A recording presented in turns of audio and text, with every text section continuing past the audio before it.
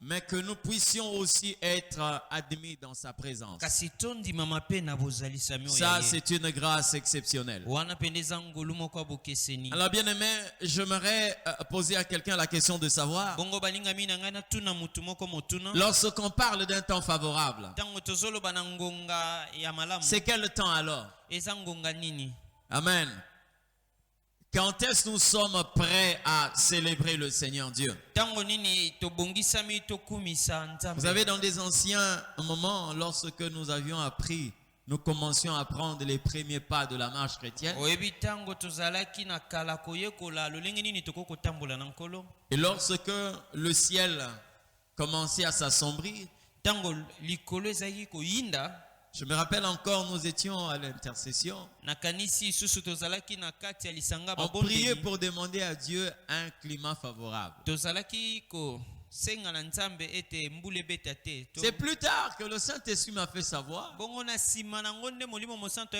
les climats sont favorables pour Dieu. Et vous entendez des personnes qui prient lorsque nous avons quelquefois une activité pour dire Seigneur, nous voulons que durant ces activités, que le temps soit favorable. Donc, quand on parle de ce temps favorable, d'abord on fait allusion à la pluie, qui n'est pas de pluie. Que le climat soit beau. Mais ce n'est pas le diable qui fait pleuvoir. C'est Dieu qui fait pleuvoir. Alléluia. Donc il peut y arriver que nous puissions être visités par Dieu, mais sous une grande pluie. Et ça peut arriver dans ta vie que dans ta marche avec le Seigneur, un jour tu quitteras la maison, tu te diriges vers comment? Tu te diriges vers l'église. Mais chemin faisant, tu es surpris par une grande pluie. Et quelquefois tu arrives à perdre ton téléphone. Parce que le téléphone est trempé. Vous n'allez pas dire que l'Éternel m'a abandonné, non. Non, non. C'est lui qui a fait pleuvoir. Alléluia. Ces derniers temps, nous sommes en train de parler sur la gloire de l'Éternel Dieu. Bien aimé, ce n'est pas seulement un sujet qui vient dans notre vie pour remplir nos calepins. Je vais encore me répéter que la beauté de la marche chrétienne repose sur la gloire de Dieu. Plusieurs éléments que nous avons pu voir durant ces enseignements et que nous sommes en train de découvrir avec la grâce de l'Esprit. Et il n'est pas seulement dit que nous puissions parler de cette gloire, montrer ce que la gloire peut faire, mais ne pas faire mention quelquefois des choses qui peuvent nous faire bénéficier de cette gloire. Lorsqu'on parle de la gloire de Dieu, plusieurs personnes ont le regard tourné. On a ce désir. On aspire à la gloire de Dieu. Plusieurs passent le temps en train de prier pour demander à Dieu, Seigneur, je veux ta gloire. Parce qu'on nous a fait voir que la gloire est capable de faire telle chose dans la vie d'une personne. Voilà les retombées de la gloire de Dieu. Mais il est aussi important de préciser une chose. Parce que nous avions dit que la gloire de Dieu ne doit pas être confondue ou considéré comme un filet. Le filet, lorsqu'il est jeté, il prend toute chose. Mais la gloire de Dieu ne prend pas toute chose. La gloire de Dieu ne concerne pas tout le monde. Je l'ai dit que cette gloire est sélective. Mais ce matin, par la grâce de Dieu, nous parlerons de ce qui nous qualifie pour la gloire de Dieu. Ce qui nous qualifie pour la gloire de Dieu. Puisque cette gloire est sélective, ça veut dire qu'il y a des éléments qui nous qualifient pour cette gloire de Dieu. Alléluia. Ésaïe chapitre 43, le verset 7. Ésaïe 43, 7. Si tout le monde est là, nous allons lire la parole du Seigneur. Ésaïe chapitre 43, le verset 7. Tout ce qui s'appelle de mon nom et que j'ai créé pour ma gloire, que je formais et que je fais. Je reprends ce texte de la Bible. Tout ce qui s'appelle de mon nom et que j'ai créé pour ma gloire, que j'ai formé et que j'ai fait. Quelqu'un dit Amen. Que le Seigneur nous bénisse. Il y a tellement de sujets dans ces textes de la Bible. Mais nous allons prendre, bien aimé, ce qui concerne notre texte de la Bible. Ce qui est en train de concerner notre texte. Le Seigneur est en train de dire ceci. Ce que j'ai créé pour ma gloire. Donc il y a une catégorie de personnes que l'Éternel Dieu a créé pour sa gloire. Est-ce que Dieu a créé d'autres personnes pour qu'ils soient privés de la gloire de Dieu? Non. Parce que la Bible ne nous montre pas ce Dieu-là comme étant un Dieu injuste. Mais quand la Bible parle de ceux qui ont été créés pour sa gloire, ça veut dire que des gens qui ont des éléments, qui possèdent des éléments qui vous permettent de vivre la gloire de Dieu. Vous savez bien aimé, la gloire de Dieu n'est pas accessible à tout le monde. Ce n'est pas parce que Dieu est injuste, mais c'est parce qu'il est tellement amour. Parce que la gloire de Dieu a double face. La gloire peut détruire comme la gloire peut bâtir. Alors lorsque vous n'êtes pas propre pour la gloire de Dieu, une fois que cette gloire se manifeste, c'est pour vous détruire. Mais si vous êtes propre pour la gloire, quand elle se manifeste, elle vous bâtit. C'est comme ça que l'Éternel Dieu, pour ne pas perdre tout le monde, il choisit des personnes qui peuvent accéder à sa gloire. Écoutez-moi très bien. Dans l'ancien temps, dans l'ancienne alliance, il y avait ce que nous appelons le coffre sacré, l'arche de l'Éternel, qui était une représentation de la gloire de Dieu. Mais vous vous rendez compte que l'Éternel ne permettait pas à tout le monde de voir l'arche de l'Éternel, moins encore de toucher ce coffre sacré. Parce que l'Éternel n'aimait pas certaines personnes, non, parce qu'il y avait des gens qui étaient préparés pour ça. Les Lévites, ceux qui étaient préparés à voir l'arche de Dieu. C'est comme ça que vous allez voir. Le jour où les Philistins vont renvoyer l'arche de Dieu, il y avait un homme qui pouvait avoir de bonnes intentions. Il s'appelait Uza. Voyant que les bœufs qui étaient en train de conduire l'arche de Dieu ne conduisaient pas l'arche comme les hommes pouvaient la conduire, l'arche était en train de se pencher. Uza est venu, il a touché l'arche de manière à soutenir pour que l'arche ne tombe pas. Mais la Bible dit que Dieu l'a frappé au même moment et il était mort. Vous savez pourquoi? Parce qu'il ne régorgeait pas. Il ne possédait pas les valeurs qui pouvaient lui permettre de toucher l'arche qui était la représentation de la gloire de Dieu. Lorsqu'on parle de la gloire, tout le monde veut accéder à la gloire. Mais bien aimé, la gloire de Dieu peut vous détruire. Alléluia. Elle peut vous détruire. C'est comme ça que nous parlons ici pour le candidat de la gloire de Dieu. Vous devez retenir cette leçon. Alléluia. Qu'est-ce que vous devez normalement retenir ou qu'est-ce que nous devons retenir? La première des choses qui nous donne accès à la gloire de Dieu, c'est la connaissance de cette gloire.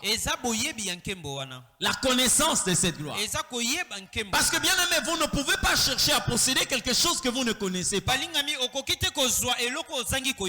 Un jour, j'étais quelque part dans un pays, ici en Afrique.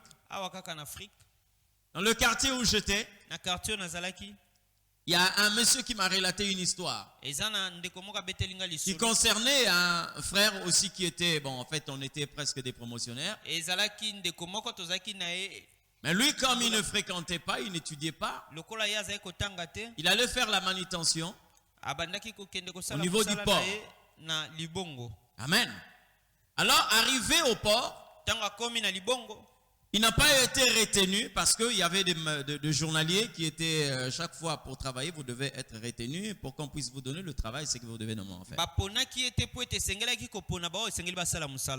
Maintenant, il est en train de se promener. Alors, il est arrivé quelque part où il y avait des véhicules en panne. Il a ramassé un truc qu'il croyait être soit une pièce de véhicule. Il a glissé ça dans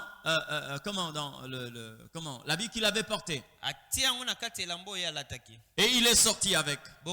Et quand il sort, il est en train de poser la question à un monsieur pour voir s'il pouvait connaître cette pièce. Il dit, j'ai ramassé ça à l'intérieur. Je ne sais pas, est-ce que c'est une pièce? C'est une pièce de véhicule ou je ne sais pas comment. Là. Il dit, montre d'abord. Quand il sort, c'est que lui croyait être une pièce de véhicule. Le monsieur qui était en face de lui s'est éloigné. Il a commencé à dire, mais il ne faut pas blaguer avec ça. Il faut pas blaguer avec ça. Lui posait la question de savoir, oh, mais c'est quoi? C'est quoi? Alors il appelait un monsieur pour dire, regarde, il a quelque chose entre ses mains, mais comment il peut blaguer avec ça? Et quand le monsieur s'approche, c'était un marin. Il lui pose la question, oh, mais où est-ce que tu as trouvé ça? Oh. Le monsieur était hors de lui, il s'est posé la question, oh. Mais finalement c'est quoi? Et le monsieur lui dit, ne bouge pas et ne touche à rien. Dépose seulement ça. C'était quoi? C'était une grenade. Amen. C'est-à-dire, il y a des gens dans la vie, quelquefois, lorsque vous voulez posséder quelque chose que vous ne connaissez pas, ça peut vous détruire. Amen. Ça peut vous détruire. Donc, lorsque vous êtes candidat de la gloire de Dieu, des choses élémentaires que vous devez normalement connaître, c'est posséder la connaissance de cette gloire. Tu dois connaître ce que c'est la gloire de Dieu. C'est comme ça que vous voyez plusieurs personnes, comme je le dis ici, être détruites par la gloire de Dieu. Amen. Des gens qui sont détruits par la gloire de Dieu. Pourquoi est-ce que nous devons normalement connaître? Parce que Dieu ne donnera jamais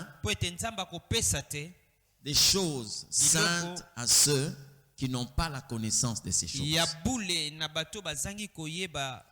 Écoutez ce que Matthieu est en train de dire. Matthieu chapitre 7, le verset 6. Ne donnez pas de choses saintes aux chiens. Et ne jetez pas vos perles devant le pourceau. De peur qui ne le foule aux pieds, ne se détourne et ne vous déchire. Oh, qu'est-ce que vous avez fait du mal? Il dit il ne faut pas prendre des choses saintes. Donnez aux chiens. Ne prenez pas vos perles pour le donner au pourceau. Eh bien aimé, si le pourceau réagisse de la sorte, c'est tout simplement parce qu'on ne connaît pas la valeur de perles. Donc pour le pourceau, Il fallait peut-être lui donner je ne sais pas quoi à manger.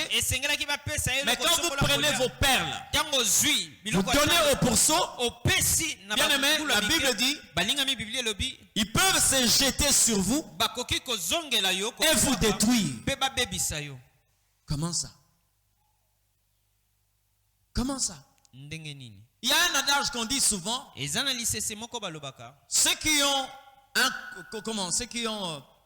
comment on appelle ça? Ceux qui ont des coupes pour porter les bijoux ne l'ont pas. Mais ceux qui ont des bijoux n'ont pas de coupe pour le porter. Donc,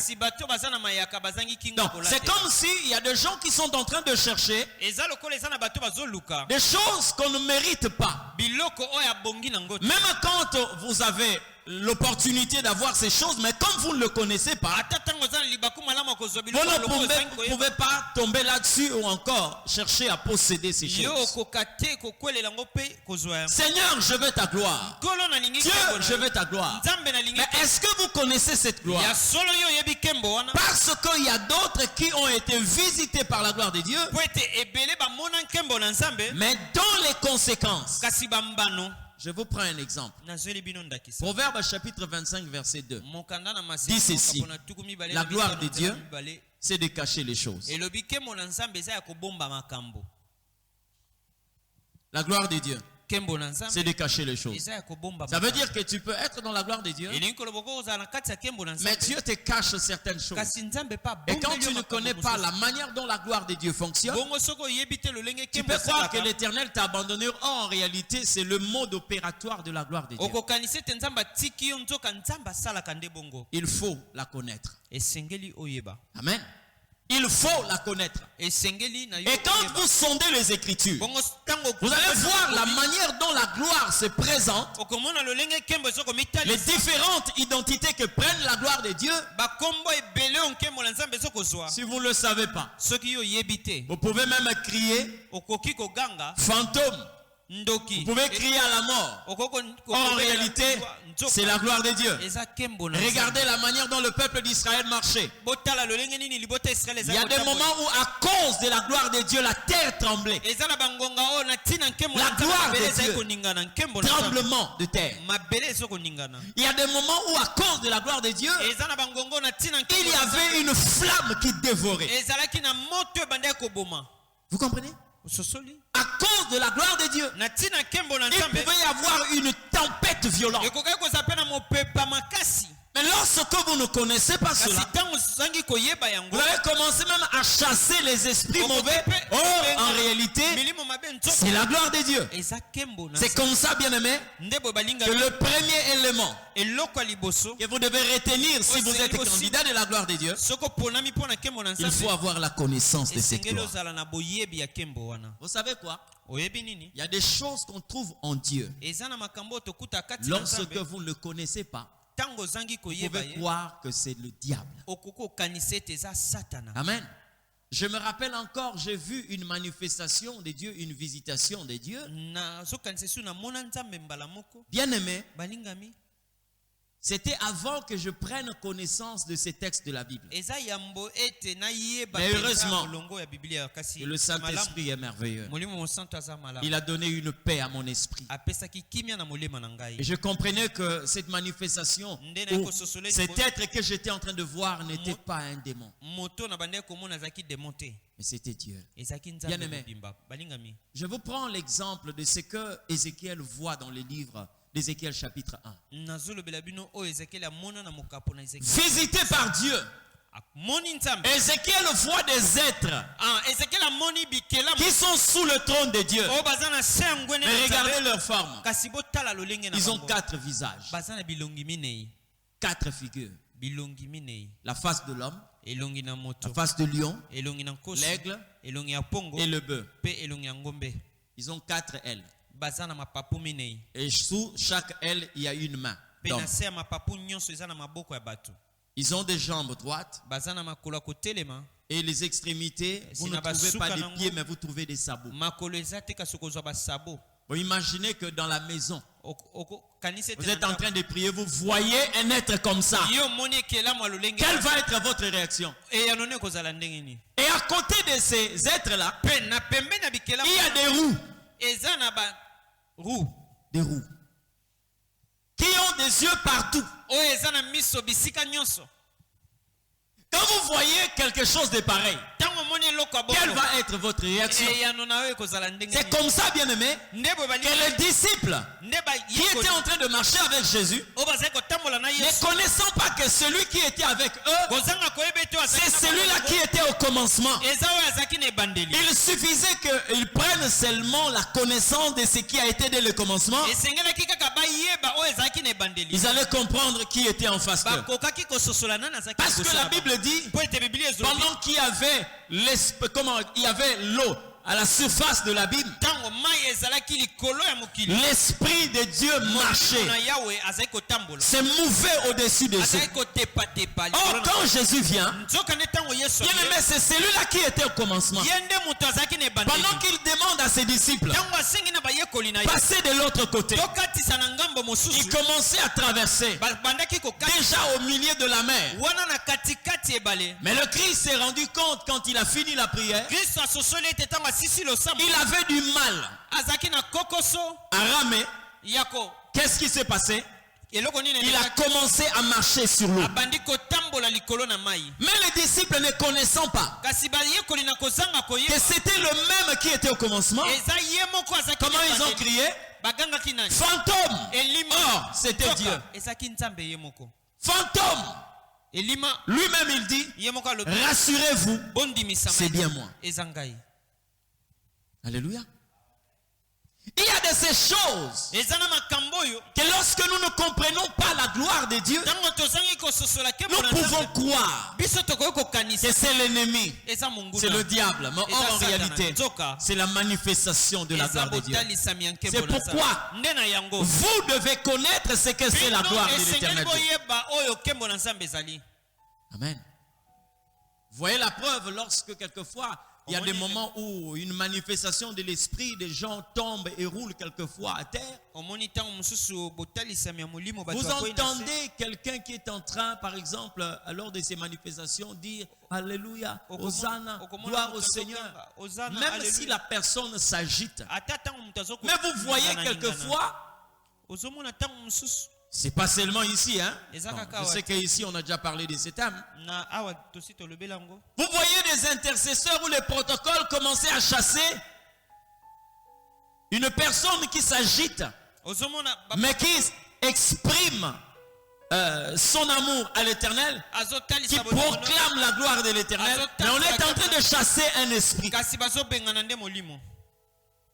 Croyant qu'il n'y a qu'un esprit mauvais qui peut agiter une personne. Mais oubliant, quand le surnaturel vient demeurer dans le naturel, ça peut vous agiter d'une bonne façon. Ça veut dire que lorsque vous voyez des gens quelquefois tomber, il n'y a pas que le diable. La puissance de Dieu peut aussi vous déséquilibrer. Vous comprenez ce que je dis? La connaissance, pour que vous puissiez être candidat à la gloire de Dieu, la première des choses, c'est la connaissance. Parce que Dieu ne fonctionne pas avec des ignorants. Dieu ne fonctionne pas avec des ignorants. C'est comme ça même que pour certaines personnes qui ont été convoquées pour marcher avec Dieu, ils ont été rejetés par le même Dieu qui les avait appelés. Pourquoi? Parce que la Bible dit, comme tu as rejeté la connaissance, moi aussi je t'ai rejeté. Vous comprenez ce que je dis? Mais c'est l'Éternel Dieu qui les a appelés. Pourquoi nous devons connaître? Parce qu'en Dieu, il y a deux verbes qui marchent de pair. Deux verbes. Le verbe connaître et le verbe reconnaître. Tu ne peux jamais reconnaître quelque chose que tu n'as jamais connu. Parce que la reconnaissance signifie connaître à nouveau. Lorsque la gloire de Dieu se manifeste, si tu possédais déjà la connaissance sur cette gloire, lors de sa manifestation, tu vas reconnaître cette gloire. C'est comme ça là que vous allez voir Marie, qui était une femme, avait quelque chose de très important que nous devons normalement aussi posséder. C'est vrai qu'elle ne l'a pas d'elle-même. C'est Dieu qui lui a transmis cette valeur. Quelle est cette valeur? La reconnaissance. Pas une reconnaissance dans le sens d'aller dire par exemple merci, non. Mais reconnaître ce qu'elle avait connu. Jésus dit ceci: mes brebis connaissent ma forme. Est-ce que c'est ce que la Bible dit? Le Seigneur dit mes brebis connaissent ma face. Non. Jésus dit mes brebis connaissent ma voix. Ça veut dire la vraie brebis du Seigneur connaît la voix du Seigneur.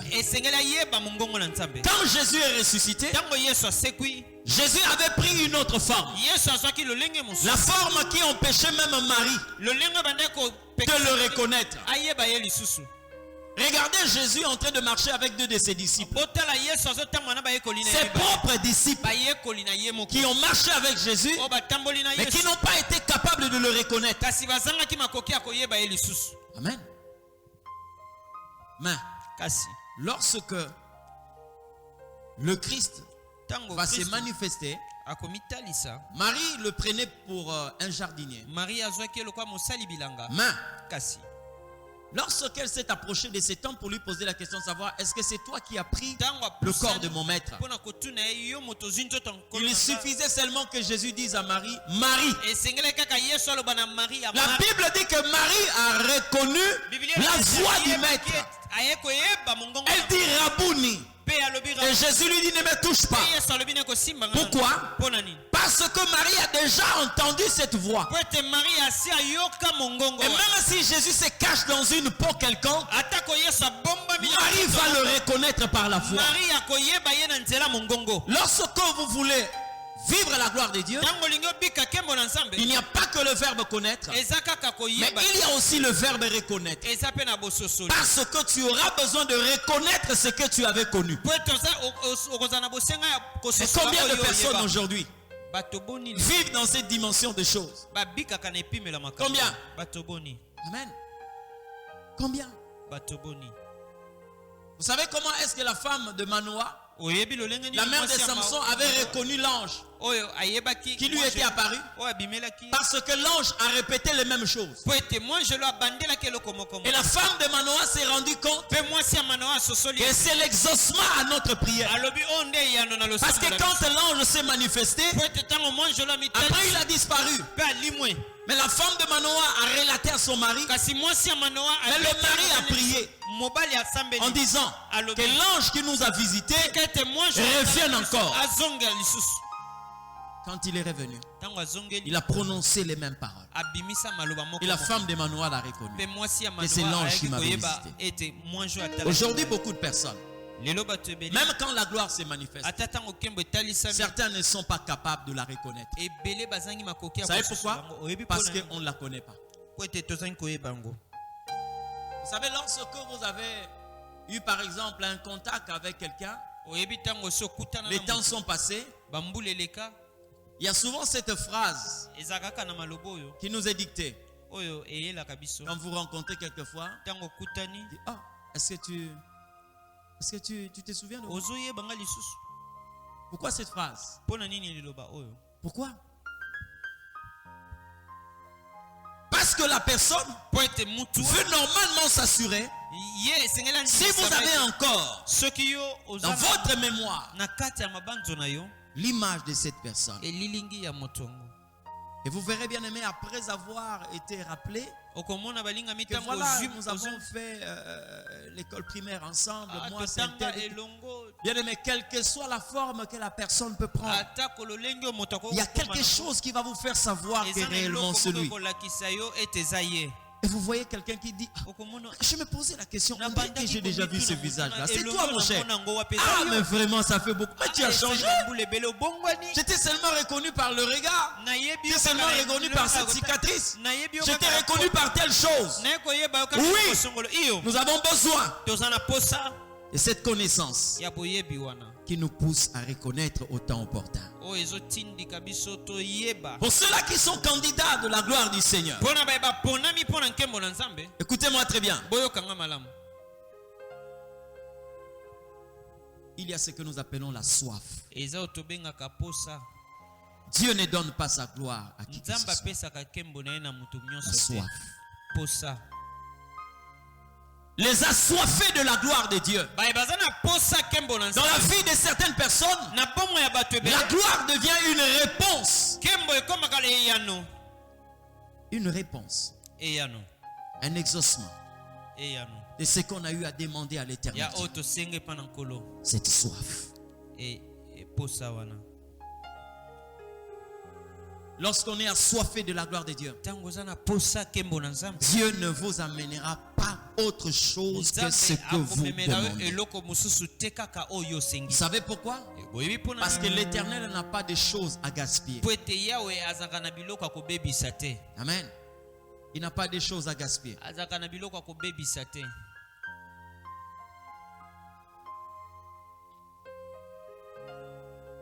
Si tu as soif de la présence de Dieu, de la gloire de Dieu, laisse-moi te dire, cela est suffisant pour que l'Éternel te communique cela. Mais il y a aussi ce que nous appelons une fausse soif. Mais il y en a aussi la vraie. Comment qualifier une fausse soif? Parce qu'on peut prier aujourd'hui, mais sans pour autant persévérer dans cette demande. Alléluia. La Bible est en train de nous montrer que Bartimée n'était pas en train de demander c'est que en fait un désir superficiel pouvait seulement lui pousser d'appeler Jésus fils de David. Aie pitié de moi. Non, il voulait seulement se faire remarquer. Non. Non. Non. Maintenant, regardez ce que nous voyons dans la vie de Bartimée. C'est là où nous trouvons la véritable soif. Pendant qu'il est en train de rencontrer des obstacles, pendant qu'il crie, les gens le retiennent, le font taire. Mais la Bible dit qu'il criait encore plus fort. Ça veut dire que la véritable soif te met dans une condition de persévérance. Tu persévères dans ce que tu demandes. Tu persévères. La soif. J'ai déjà vu ce que la soif peut faire dans la vie d'une personne. Je me rappelle un jour seulement en suivant des amis. On était en train de manger des champignons, c'est vrai, mais on ne connaissait pas d'où ça venait. Pendant les grandes vacances un jour, c'est une sœur, c'était aussi une amie dans le quartier, et qui dit à un homme, est-ce que demain on peut aller chercher des champignons? Pour moi c'était vraiment intéressant. C'était une excursion, c'était une découverte. Nous nous sommes réveillés le matin. Je me rappelle encore, ça faisait je crois 5h30. On a fait une distance. On a marché. Elle me dit, reste tranquille. Bon, on n'était pas à 2, hein. On était je crois à 5 ou à 6.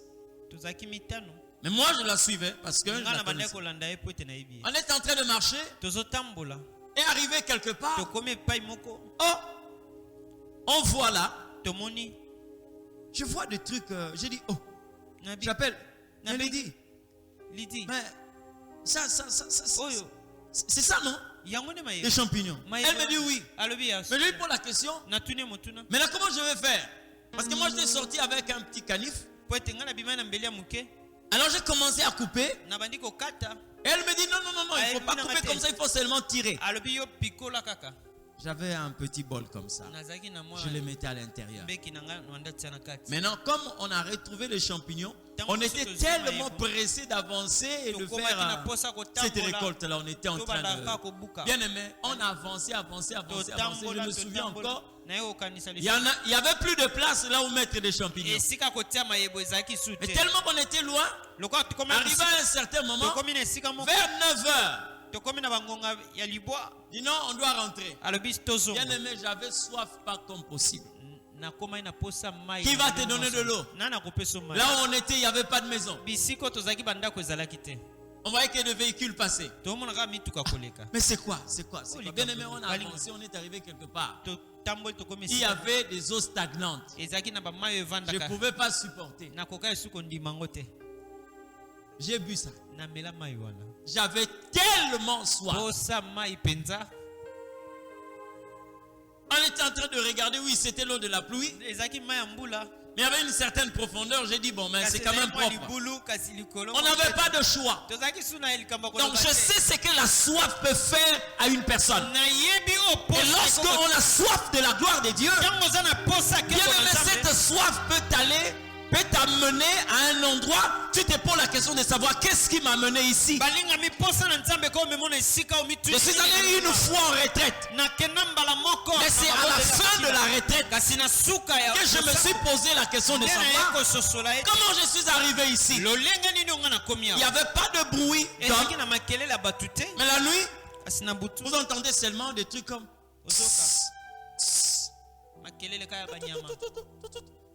Mais à un certain moment, je me posais la question. Mais qu'est-ce qui m'a amené ici? J'étais seul. Avec une natte. Et des bougies. Pas pour prier avec, mais pour m'éclairer parce que là-bas, il n'y avait pas de... Et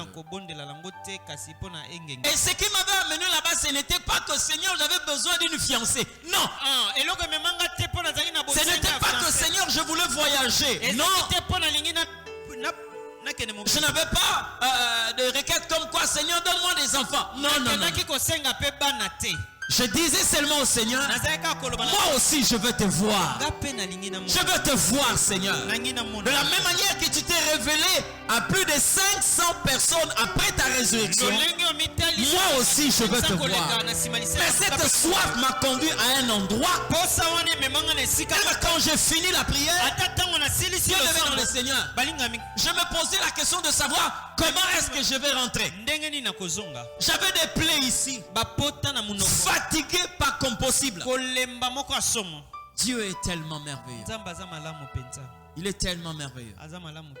Comment est-ce que j'ai su que je suis arrivé à la fin de cette retraite? C'est un monsieur qui est venu me parler. Un homme de Dieu.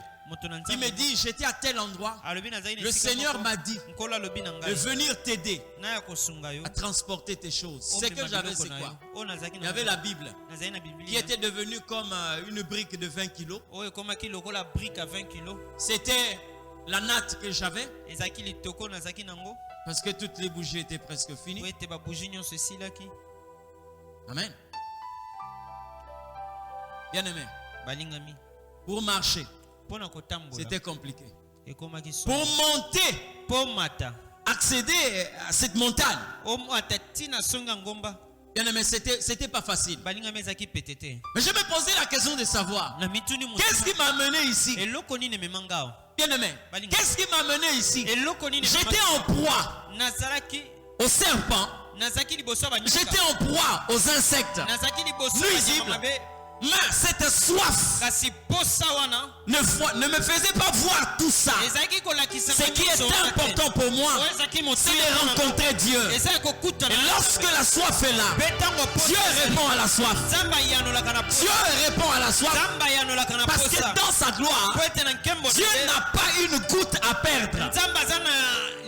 S'il t'a destiné un gobelet, tu boiras de la première jusqu'à la dernière goutte. Alléluia. Il n'a pas de dose à perdre. Ceux qui veulent la gloire de Dieu, cette soif. Mais aujourd'hui, nous vivons dans un monde où la pyramide est renversée. On a beaucoup plus soif de ce que Dieu a par rapport à ce que Dieu est. C'est comme ça que les gens sont prêts à tout lorsqu'il faut avoir quelque chose de Dieu. Mais ils ne sont pas prêts à tout lorsqu'il faut avoir Dieu lui-même. Allez visiter des endroits où les gens sont en prière. Prenez un calepin. Commencez à noter des requêtes. Vous allez vous rendre compte. 98% des requêtes qui sont focalisées vers ce que l'homme peut bénéficier comme avantage, comme bien, comme... Quelquefois 2% de ce qui est consacré pour ce que Dieu est réellement. Alléluia. La soif de Dieu, c'est un élément important lorsque vous êtes candidat de la gloire de Dieu. Vous regardez la vie de Moïse. Qu'est-ce que Moïse n'a pas vu? Qu'est-ce que Moïse n'a pas vu? Moïse a entendu Dieu. Moïse a vu une dimension très élevée du surnaturel. Voir un bateau qui devient un serpent, ce n'est pas donné à tout le monde. Mais bien aimé, Moïse arrive à un certain moment. Mais toi, tu n'es pas rassasié. Tu as vu la manne qui tombe du ciel. Tu as vu des cailles qui viennent se livrer au camp d'Israël. Tu as vu comment Dieu a frappé l'Égypte. Tu as vu la grêle tomber du ciel. Tu as vu. Tu es allé jusqu'à la montagne. Tu as été frappé par la gloire de Dieu. Concerné par cette gloire. Tu as vu les tablettes de la loi. Tu l'as reçu de tes mains. Tu as vu le doigt de Dieu écrit. Mais Moïse ne s'est pas rassasié. Il dit au Seigneur, si j'ai trouvé grâce à tes yeux, fais-moi voir ta gloire. La gloire dont parle Moïse, ce n'est pas le fait de briguer la magistrature suprême. Mais il parlait de la face de Dieu. Parce que je l'ai dit, on ne peut pas dissocier Dieu de sa gloire. Dieu dit à Moïse, personne ne peut me voir et rester en vie. Moïse n'a pas retiré sa demande. Lorsqu'il entend Dieu mentionner cela, que personne ne peut me voir et rester en vie, Moïse pouvait dire à Dieu, pardonne-moi, je ne parlerai plus. Mais Moïse n'a pas retiré sa demande. Il n'a pas effacé sa requête. Parce qu'il rendait compte, il se rendait compte que voir Dieu, c'est plus que vivre sur cette terre. Il a gardé cette demande. Alléluia. Et Dieu, voyant sa détermination, sa soif, Dieu s'est révélé à Moïse. Alléluia. Un élément très important. Si vous voulez être candidat de la gloire de Dieu, la soif. Combien de personnes aujourd'hui ont soif de la gloire de Dieu? Combien? Je ne fais pas mention ici de la gloire comme je le dis, comme certains la présentent. Non, non. On est quelquefois attiré lorsqu'on dit voilà, j'ai vu la gloire du Seigneur. J'étais piéton, aujourd'hui j'ai une 4x4, je ne sais pas, une Fortuner, je ne sais pas quoi, j'ai une maison et tout. Non, je ne parle pas de cette gloire. Je ne parle pas de cette gloire. Il y a des païens qui en ont mais qui n'ont pas Dieu. Je parle de la personne de Dieu, la gloire de l'éternel Dieu. Alléluia.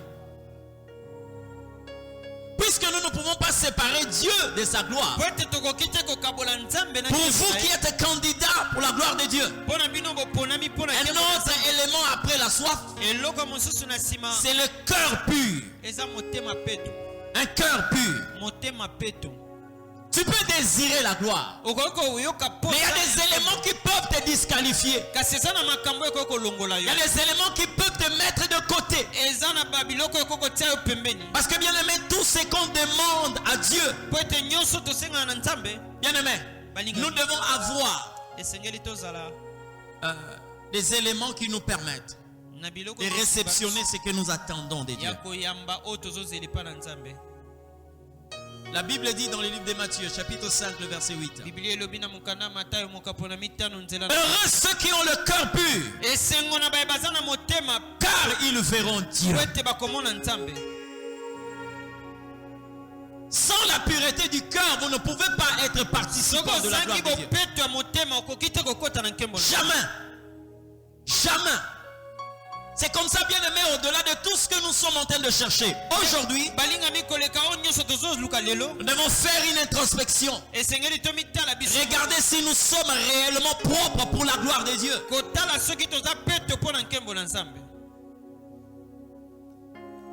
Alléluia. Le cœur pur. Combien de personnes aujourd'hui n'ont pas de cœur pur? Mais ce sont des gens qui veulent la gloire de Dieu. Ce sont des gens qui cherchent la gloire de Dieu. Combien sont nombreux? Ne sois pas parmi ces gens-là. Alléluia.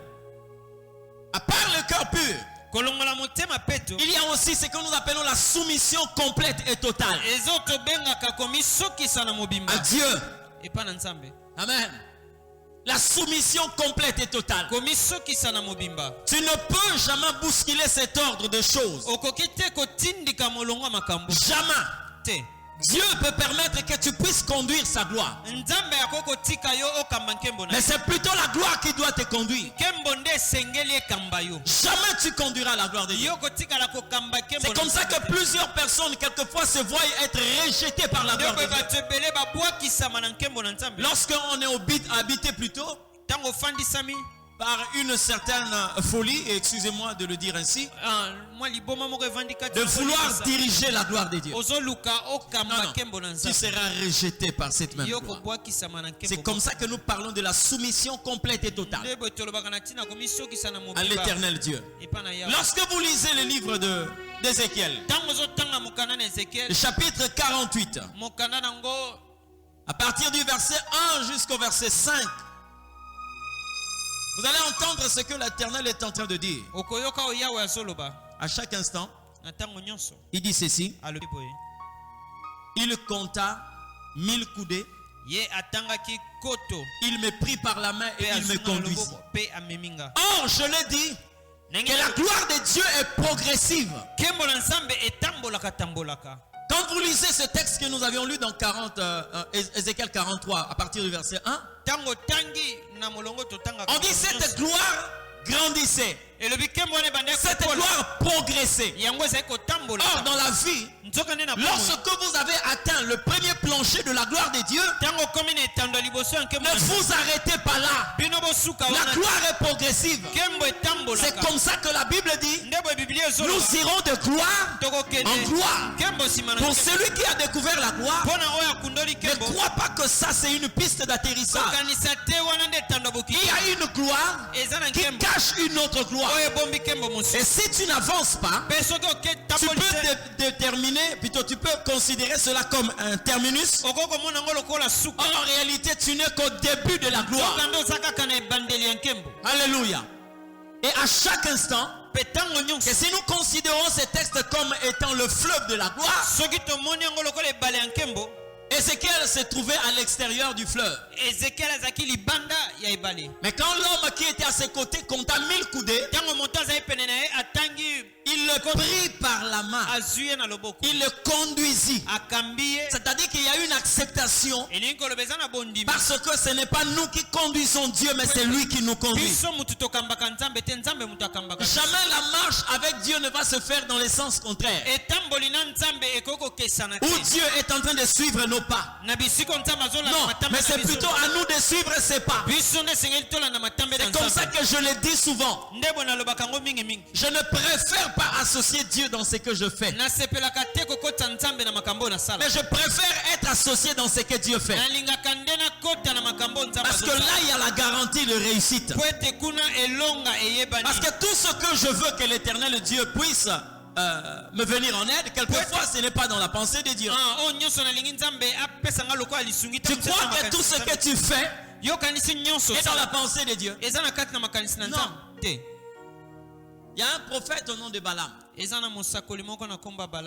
Il a voulu conduire Dieu. Et vous connaissez les conséquences, hein? C'est comme ça que le psalmiste est en train de dire: fais-moi connaître ta volonté dès la levée du matin. C'est-à-dire, je veux marcher selon toi. Je veux faire ce que tu attends que je fasse. Je veux dire ce que tu as promis que je puisse dire. J'aimerais arriver là où tu veux que je sois. Vous comprenez ce que je dis? La soumission totale. Il me conduisit, j'avais l'eau au niveau des chevilles. C'est une dimension de gloire. Il compta 1000 coudées. Il me prit encore par la main, il me conduisit. J'avais l'eau au niveau des genoux. Il compta encore 1000 coudées. Il me prit par la main, il me conduisit. J'avais l'eau au niveau des hanches. Il compta encore 1000 coudées. Il me conduisit. C'était un torrent que personne ne pouvait marcher, mais seuls les gens qui pouvaient nager. Ça, c'est une autre dimension de la gloire, où il y a des choses quelquefois que Dieu fait sans pour autant que toi tu puisses le contrôler. Il y a des personnes aujourd'hui qui se retrouvent dans une gloire comme l'eau qui est au niveau des chevilles, l'eau qui est quelquefois au niveau des genoux, l'eau qui est au niveau des hanches. La bien-aimée, tu peux être debout et contrôler ta position. Mais lorsque c'est un torrent, c'est l'eau qui est en train de te conduire. Là, tu ne maîtrises plus rien. C'est comme ça que vous allez voir dans la vie de ses disciples. Les disciples de Jésus, il arrivait de moments où Paul pouvait poser ses mains sur un malade. Pierre pouvait imposer les mains sur un malade et qu'il soit guéri. C'est une dimension de gloire. Et lorsqu'on atteint le torrent, même l'ombre de Pierre commence à guérir un malade. Il n'a pas touché, il n'a pas imposé les mains. C'est l'atmosphère de la gloire, des choses que Dieu fait qui ne dépendent pas de toi. Alléluia. Des choses que l'Éternel accomplit qui ne dépendent pas de toi. Alléluia. Lorsque la gloire déborde, même la simple salutation devient une opportunité pour le baptême de l'esprit. Lorsque la gloire déborde, ça c'est des choses que nous ne contrôlons pas. On ne contrôle pas ces choses. La gloire de Dieu. Mais ce que Dieu nous demande, c'est la soumission complète à sa volonté. Voilà la voie qui nous ouvre la puissance ou la gloire de l'éternité. Il n'y a pas que la soumission, mais il y a aussi la foi. La foi, c'est aussi un élément qui nous qualifie pour la gloire de Dieu. Lorsque vous lisez le livre de Jean, chapitre 11, verset 4, 14.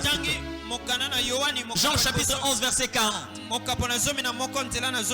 Jean chapitre 11 verset 40, Jésus dit à la sœur de Lazare: ne t'ai-je pas dit que si tu crois, tu verras la gloire de Dieu?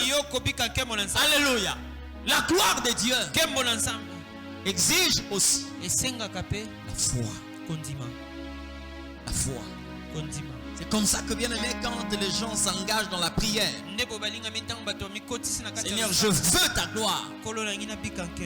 C'est cette prière-là qui nous permet de vivre la gloire, parce que Dieu est celui qui répond non à la prière, mais il répond à la foi.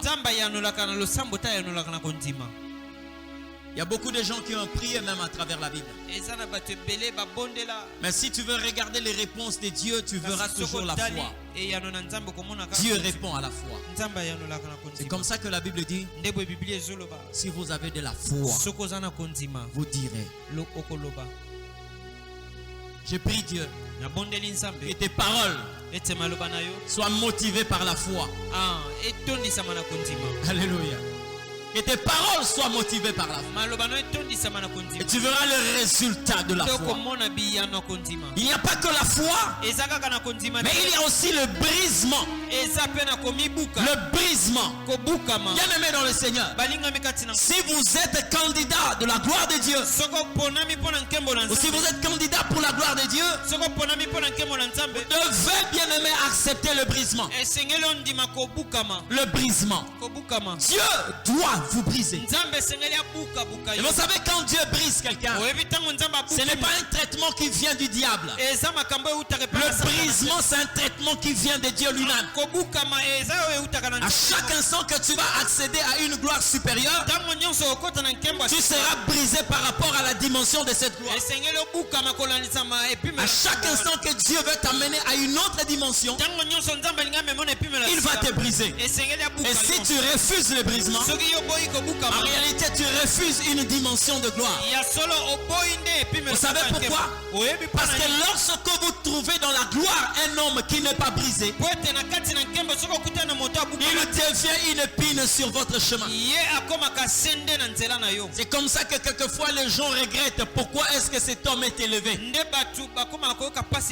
Je donne toujours raison à la Bible lorsqu'elle dit: quand les méchants se multiplient, le peuple est en train de graisser des dents.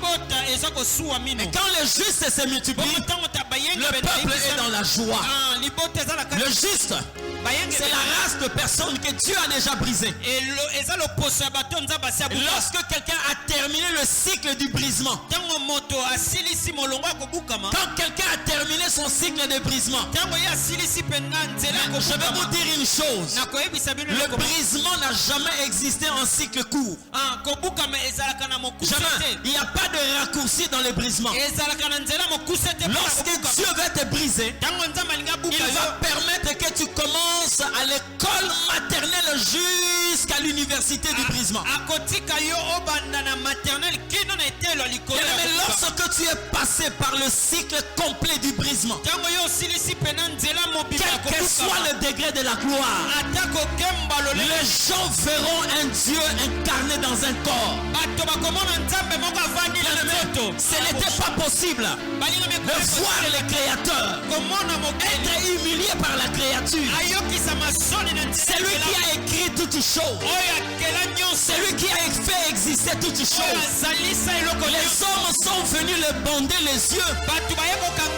Ils lui ont posé la question de savoir: prophétise, qui est en train de te frapper?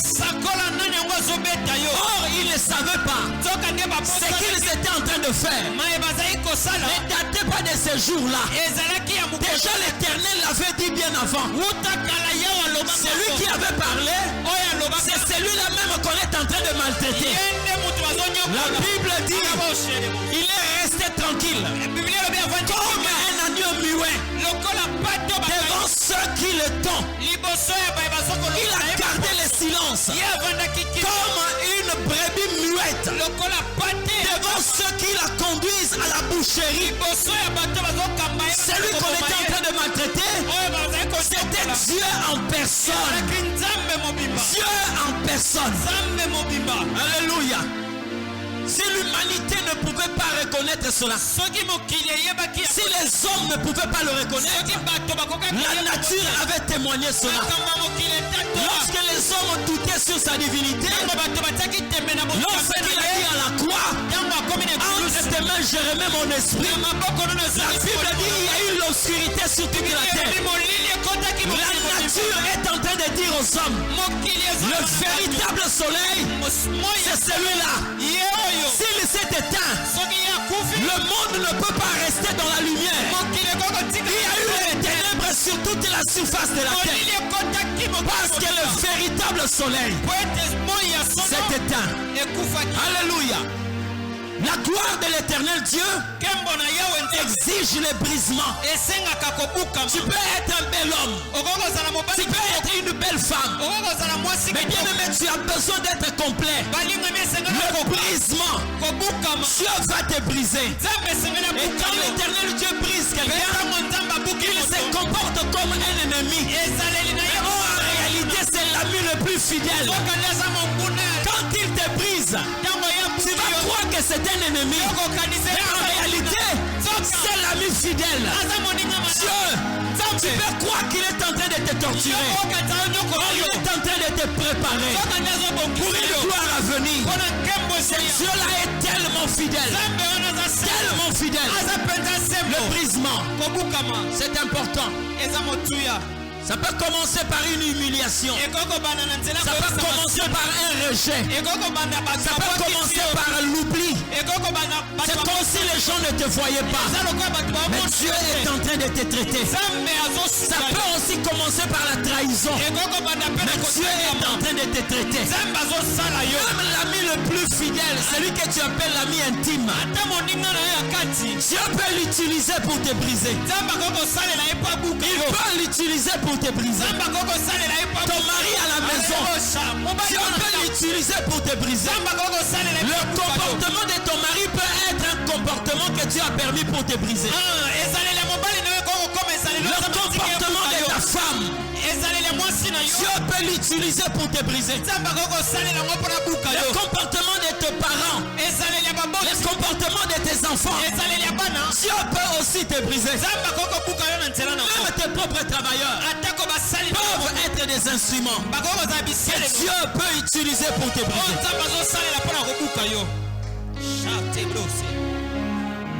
Ceux qui sont qualifiés pour la gloire de Dieu, vous avez besoin de ces brisements. Le brisement doit marcher avec vous. Il y a des personnes à qui Dieu peut permettre même la nudité.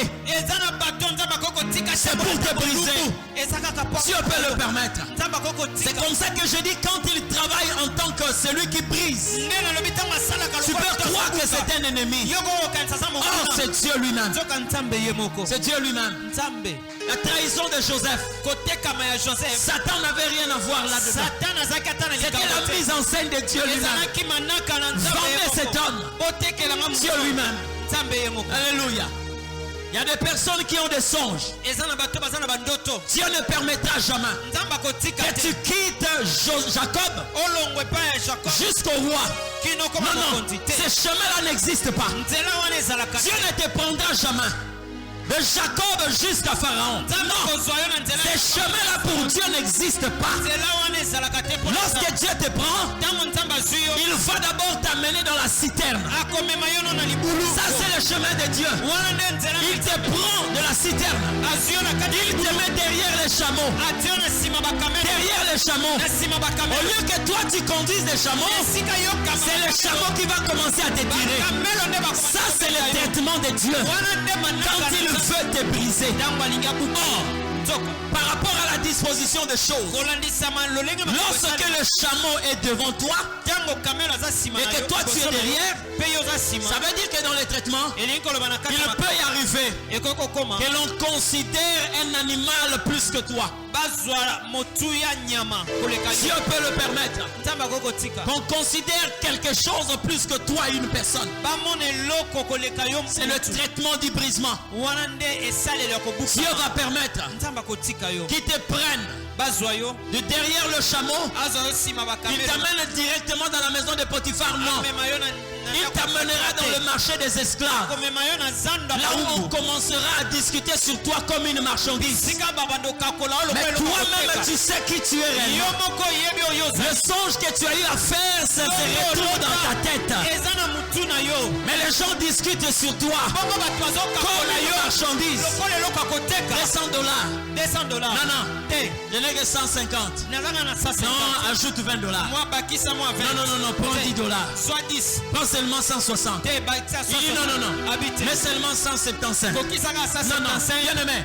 Dieu peut permettre qu'on commence à t'utiliser comme ça. Avec les songes dans la tête. sachant qu'un jour les gens vont se prosterner devant toi. Tu es conduit dans la maison de Potiphar comme domestique. Dieu est en train de te briser. Satan n'a rien là-dedans. Satan n'a rien là-dedans.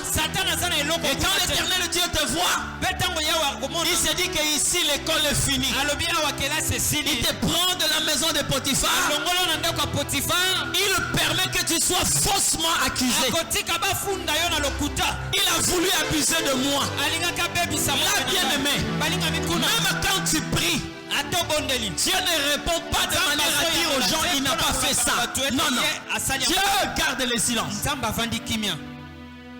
Garde le silence. Seigneur, prouve mon innocence. Je n'ai pas fait ça, Seigneur. Là, quand les gens te voient, les gens commencent à dire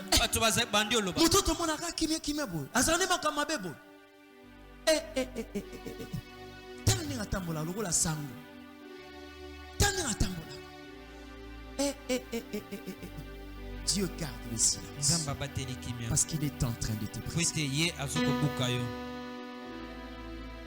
Il permettra que tu sois dans la prison. Là où, bien aimé, tu as la capacité d'interpréter les songes de Pharaon, mais il te permet d'interpréter les songes d'un prisonnier comme toi. Il y a des gens qui croient que quand vous avez le ministère, c'est seulement devant le président de la République, c'est seulement devant le premier ministre. Seigneur, je veux que ces lieux soient remplis des hommes d'affaires, des généraux, des ministres, des conseillers. Non! Bien-aimé, Dieu peut te préparer pour que demain que tu puisses nourrir l'élite du pays.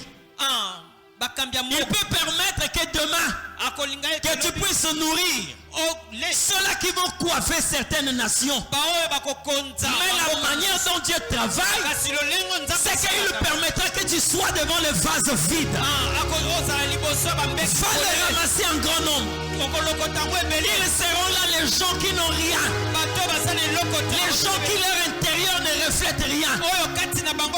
Dieu va le permettre. Tu le feras pour que demain une fois rempli. Bien aimé, quelquefois il y a des gens qui vous attaquent sans pour autant savoir où est-ce qu'ils ont commencé. Les gens veulent avoir des pots pleins, des vases pleins, mais ils ne savent pas. Il y a des gens qui ont payé le prix pour remplir ces vases-là.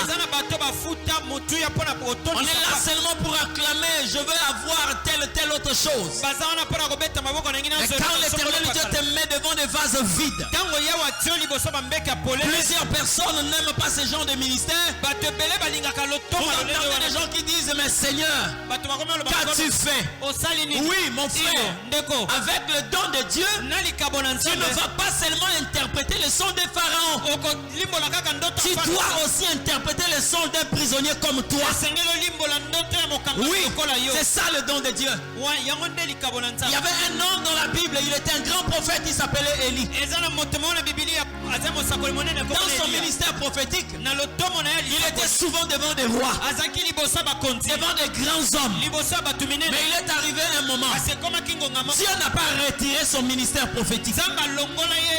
Il était pleinement prophète. Mais Dieu lui dit, va te cacher dans le torrent de Kérit. Bien-aimé, un prophète dans un torrent, tu n'as pas quelqu'un à qui tu peux prophétiser. Si tu peux rencontrer quelqu'un dans le torrent, ce n'est que le corbeau. Parce que lui n'amène que le pain et la viande. Combien de temps Élie a fait dans le torrent? Mais pendant qu'il est en train de penser sur le roi Akab, il s'est dit avec cette grâce extraordinaire, je dois être devant le roi Akab, devant le roi Ézéchiel, devant le roi Ézéchias, devant le roi je ne sais pas qui. Et Dieu dit non. Ce temps-là, tu dois exercer dans le Torah. C'est comme ça, bien aimé, quand tu es appelé dans les choses de Dieu, il y a des moments où Dieu te dit cache-toi. Cache-toi. Cache-toi. Et lorsque Dieu te cache, ça rentre dans le processus du brisement. Qui ne veut pas être vu, qui ne veut pas être vu, qui n'aime pas paraître, qui. Mais il y a des moments où Dieu peut te dire cache-toi. Cache-toi. Le brisement. Le brisement.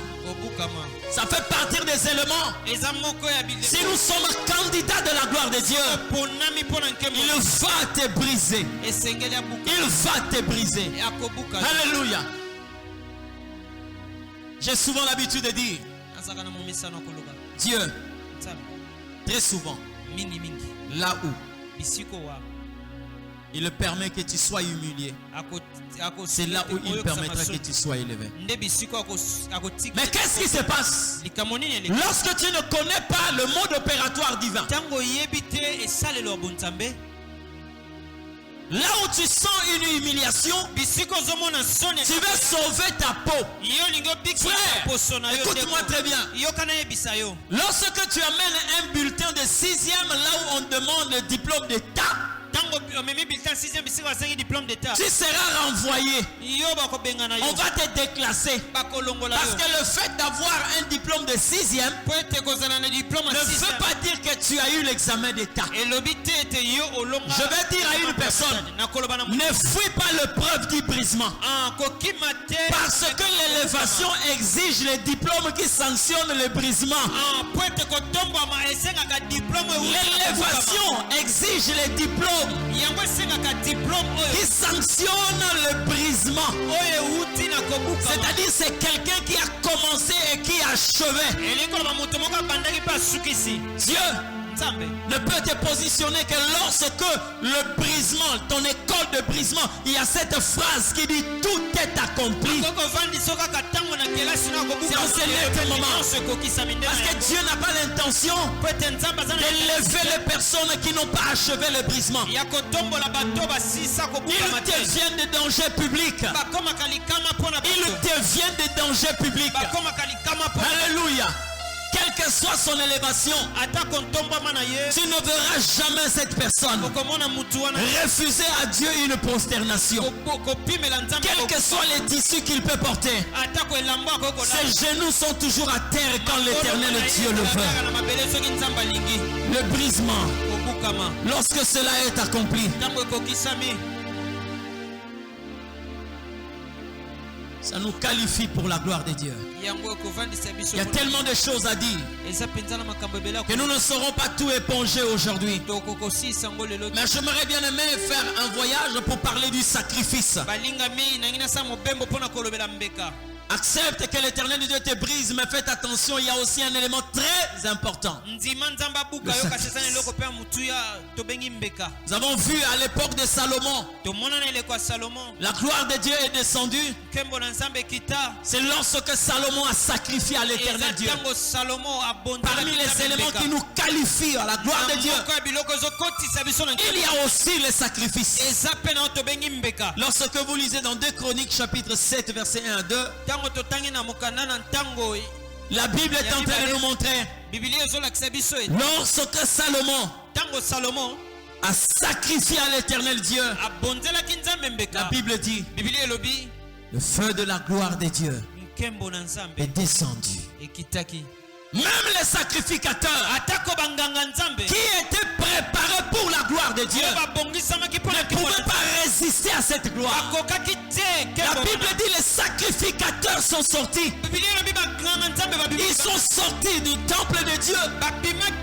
Personne ne pouvait résister à cette gloire. Elle est descendue comment? Parce que Salomon a compris que le sacrifice attire aussi la gloire de Dieu. Le sacrifice attire la gloire de Dieu. Bien-aimé dans le Seigneur, laisse-moi te dire, Il ne suffit pas aujourd'hui de te disputer avec X ou Y. Je me suis posé la question de savoir qui était Salomon. Salomon était sacrificateur? Non. Il était roi. Mais bien aimé dans le Seigneur, aujourd'hui vous voyez même des gens qui s'empoisonnent parce qu'on veut la place de X ou Y. Si c'est une place dans le travail, laisse cette personne avoir cette place. Mais si c'est une place qu'on fonde la gloire de Dieu, ne te dérange pas. Ta gloire est pour toi. La gloire qui descend sur toi, personne ne peut la posséder. Cette gloire dans le temple était descendue pour Salomon. C'est pourquoi même Dieu a écarté les sacrificateurs que lui-même avait appelés. Salomon est resté seul en train de prier. La gloire qui a chassé les sacrificateurs a laissé Salomon dans cette gloire. J'aimerais dire à une personne, même pas par le poison, personne ne prendra la gloire que Dieu a réservée pour toi. Même pas la sorcellerie, personne ne prendra cette place que la gloire réserve pour toi. La gloire de l'Éternel, lorsqu'elle descend, j'aimerais profiter pour dire à quelqu'un, bien-aimé, tu peux commencer la marche avec certaines personnes. Tu peux avoir des personnes que toi tu as admis dans ta présence. Mais lorsque la gloire descend, elle peut sélectionner des personnes qui peuvent être autour de toi. Garde le silence, bien-aimé. Quelquefois, on n'a pas la possibilité de connaître le cœur des hommes. Tu te poses la question de savoir qui est vraiment pour moi. Qui est vraiment pour moi. Bien-aimé, si tu veux faire cet exercice, tu risques même d'écarter des bons hommes. Des gens qui sont propres pour toi. Tout simplement parce que tu as vu leur état de Jacob se manifester. Tu as oublié que c'est le même Israël. Tu les as écartés parce que tu as cru que ce sont des mauvaises personnes. Or, en réalité, ce n'est que l'état de Jacob qui se manifeste. Or, ce même Jacob possède aussi Israël. C'est-à-dire ses bonnes qualités. Mais lorsque la gloire descend, bien-aimé, elle fait la sélection. Lorsque la gloire descend, elle fait la sélection de ceux qui peuvent être loin de toi et de ceux qui peuvent être proches de toi. Je sais que si Dieu t'a convoqué ce soir, parce qu'il a voulu te rappeler, tu possèdes ces valeurs-là. Et l'Éternel veut que tu les mettes en place. Parce que tu es quelqu'un que Dieu a choisi dans cette famille, dans cette nation, dans ta maison, pour que l'Éternel te fasse vivre sa gloire. Ce matin, je vais parler à quelqu'un. Dis seulement au Seigneur, me voici pour ta gloire. Seigneur, me voici pour ta gloire. Me voici pour ta gloire. Oh Dieu de paix, me voici pour ta gloire. Là où tu es, j'aimerais que tu parles au Seigneur. Seigneur, me voici pour ta gloire. Me voici pour ta gloire. Il ne peut pas te parler ce matin si tu n'as pas été sélectionné pour cette gloire. Je connais la manière dont Dieu fonctionne. La Bible dit, il ne fait rien sans avoir au préalable averti. Si Dieu t'a parlé ce matin, c'est tout simplement parce que tu es compté parmi les personnes que Dieu a sélectionnées pour sa gloire. Il est au Seigneur ce matin. Mais voici.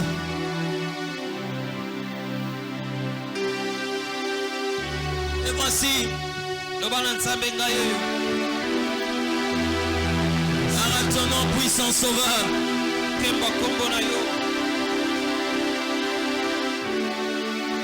Merci Jésus.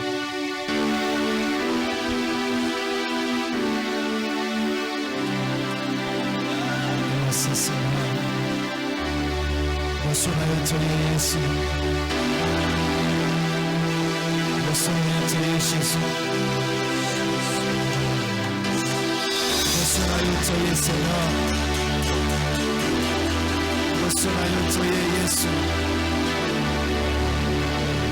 Bosona yo toye les extraterrestres. Et voici Seigneur. Et voici Jésus. Et voici Jésus.